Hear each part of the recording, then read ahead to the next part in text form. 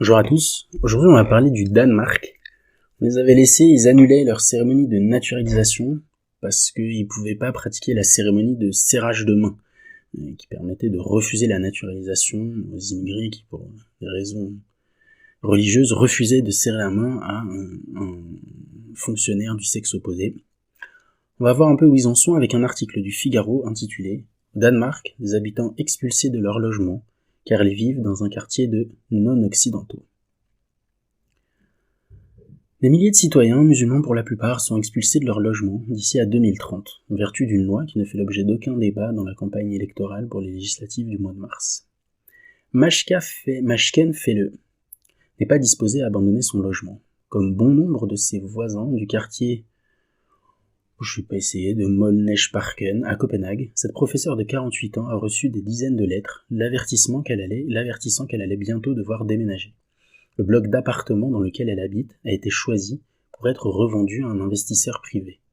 Ces ordres d'expulsion s'inscrivent dans le cadre d'une législation controversée imposant d'abaisser sous 30% dans certaines zones la proportion d'habitants non occidentaux.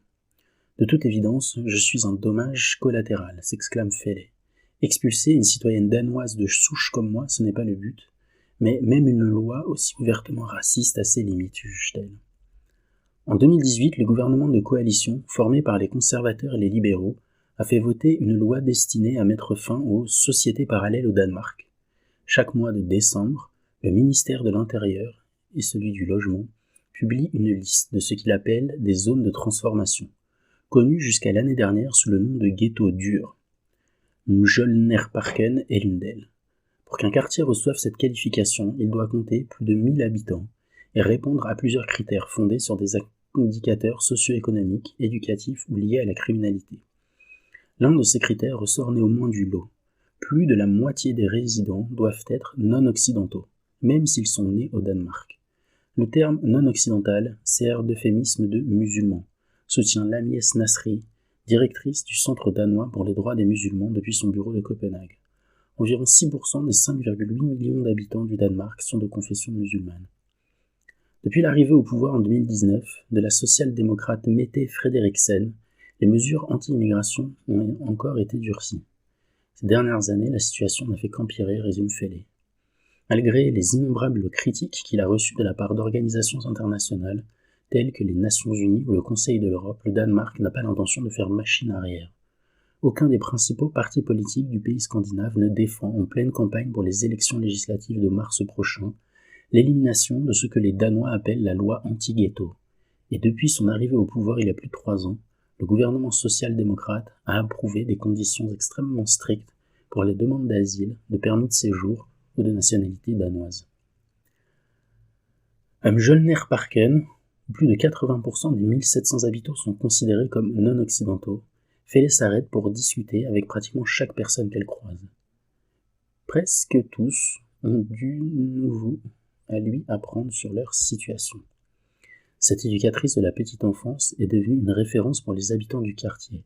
Sa lutte incessante pour éviter que quiconque se fasse expulser de chez soi lui a valu l'admiration de ses voisins. La professeure fait partie des résidents de Mjølnerparken qui ont intenté une action en justice contre le ministère de l'Intérieur et du Logement, sur laquelle devra statuer l'une des 2 hautes cours du Danemark.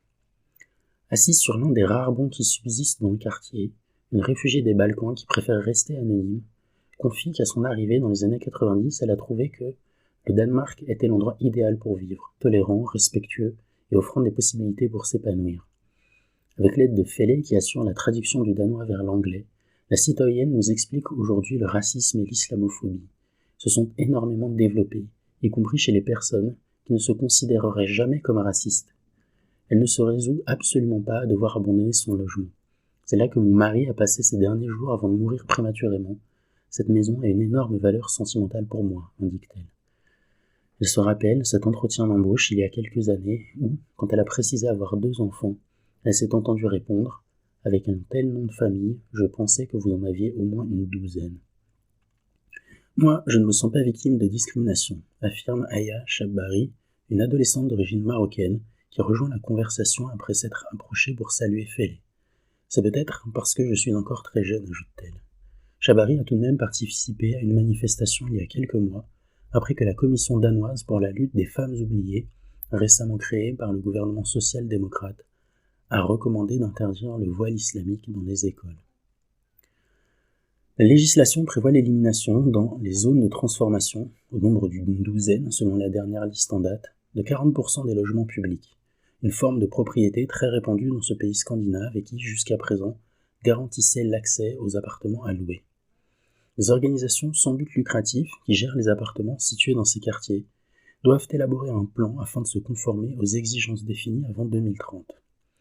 À Mjølnerparken, elles ont décidé que 2 des principaux immeubles de logement seraient revendus à un investisseur privé. Au total, les résidents de 260 appartements ont reçu un avis les informant qu'ils devraient quitter leur logement et qu'ils seraient réinstallés dans un logement social dans l'autre quartier de la capitale danoise. L'action en justice engagée permet aux habitants du moins temporairement de ne pas se soumettre aux ordres d'expulsion. Et dans le quartier de Volsmos, dans la ville d'Odense, des centaines de logements ont déjà été démolis. Mjølnerparken est une sorte de lotissement dans lequel les immeubles en briques rouges sont entourés de cours et, encore récemment, de jardins et de parcs. Mais depuis cet été, des barrières empêchent l'accès à une grande partie de ces espaces communs dans lesquels de profonds trous ont été creusés. L'entreprise de logements sociaux qui gère le quartier aurait apparemment entamé des travaux de rénovation. Ils avancent à une vitesse d'escargot, pense Felley. Clairement, ils comptent nous rendre la vie la plus difficile possible. On aperçoit, accrochés à quelques fenêtres, des pancartes portant des inscriptions telles que « Égalité devant la loi » ou « Non au nettoyage ethnique ». Comme nous l'indique par téléphone depuis Londres, Sushila Math, l'avocate qui défend les résidents de Mjølnerparken contre le ministère de l'Intérieur et du Logement, la classe politique danoise assure que ces mesures ne sont pas discriminatoires, mais que l'objectif est d'améliorer le niveau de vie dans ces zones. Selon elle, il est évident que ces personnes sont traitées comme des citoyens de seconde zone, et que cette loi ne fait que les stigmatiser et les marginaliser. Matt, employé de la fondation Open Society, assure avoir pour objectif de porter l'affaire jusqu'à la Cour de justice de l'Union européenne et d'obtenir des juges européens qu'ils déclarent la loi danoise contraire à la directive européenne sur l'égalité raciale. Cette décision serait très importante pour l'Europe dans son ensemble. En effet, on voit que d'autres pays comme la Suisse envisagent d'adopter des mesures très similaires, soutient Matt. 2 rapporteurs des Nations Unies sur les discriminations raciales et le droit à un logement convenable interviennent dans ce procès en faveur des habitants de Mjølnerparken. Ça m'étonne que le Figaro résiste à la tentation de préciser ce qu'est exactement la fondation Open Society. Poursuivons. L'arrivée au Danemark cette année de dizaines de milliers d'Ukrainiens fuyant la guerre, considérés comme non-occidentaux, a conduit l'exécutif social-démocrate à entreprendre des réformes expresses afin de pouvoir les loger partout dans le pays, y compris dans des zones telles que Mjølnerparken. Si des centaines d'Ukrainiens s'installaient dans un même quartier, celui-ci pourrait se retrouver d'un jour à l'autre sur la liste noire, explique Matt. Avant ces zones de transformation, il existait d'autres catégories telles que les zones de prévention ou les communautés parallèles, qui incluent près d'une centaine de quartiers danois. Non seulement le gouvernement de Frederiksen a fait la sourde oreille aux organismes internationaux qui l'enjoignent de supprimer toutes les références faites aux citoyens non-occidentaux dans la législation danoise, mais il a encore renforcé cette notion. Le ministère de l'Intégration a créé une nouvelle catégorie, incluse dans les statistiques officielles, qui regroupe les citoyens originaires du Proche-Orient, d'Afrique du Nord, de Turquie et de Pakistan. Les demandes de nationalité danoise, introduites par les citoyens relevant de cette catégorie, qui n'inclut pas Israël, l'Éthiopie et l'Érythrée, des pays dans lesquels la population musulmane est minoritaire. Ces demandes donc doivent faire l'objet d'un contrôle plus approfondi que les autres.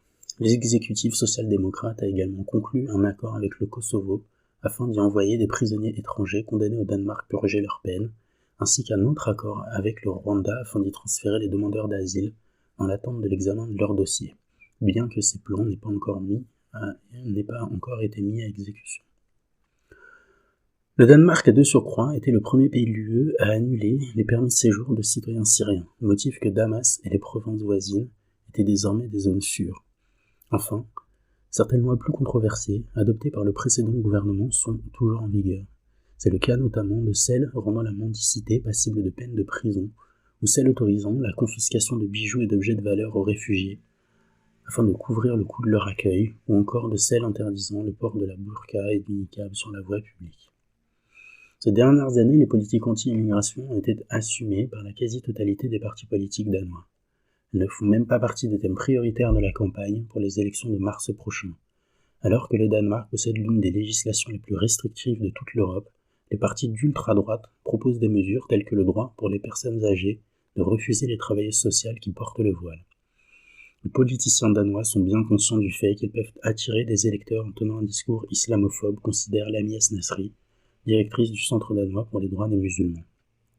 Les habitants de Mangen-Parken font confiance à la justice pour garder le droit de décider de l'endroit où ils vivent. Ils n'attendent plus rien du monde politique. La majorité de ceux qui décrivent ces quartiers comme des sociétés parallèles n'y ont jamais mis les pieds, soutient Fellé. Depuis 8 ans que j'habite ici, je ne me suis jamais senti en danger, pas même en rentrant chez moi au petit matin, ajoute-t-elle. L'enseignante ne fait aucun mystère de sa volonté de continuer à se consacrer corps et âme à la défense de Mangen-Parken. Cela occupe tout mon temps libre, mais la raison est de mon côté, et cela me permet de trouver les forces nécessaires pour continuer. Eh B,